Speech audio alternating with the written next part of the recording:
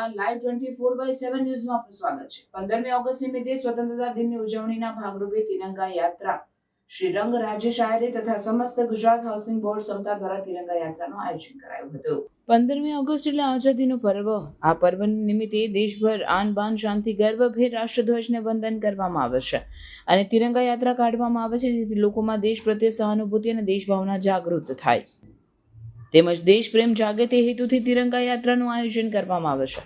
આવી જ રીતે શ્રી રંગ રાજ્ય શાયરી તથા સમસ્ત ગુજરાત હાઉસિંગ બોર્ડ સમતા દ્વારા તિરંગા યાત્રાનું આયોજન કરવામાં આવ્યું, જેમાં વડોદરાના શહેર ભાજપ કારોબારી સભ્ય અને પૂર્વ કાઉન્સિલર રાજ્ય શાયરે, વોર્ડ નંબર 9ના યુવા કાઉન્સિલર શ્રી રંગ આયરે, ગોપાલ સોરઠિયા સહિત વોર્ડ નંબર 9 મત વિસ્તારના રહીશો દ્વારા તિરંગા યાત્રામાં જોડાયા હતા।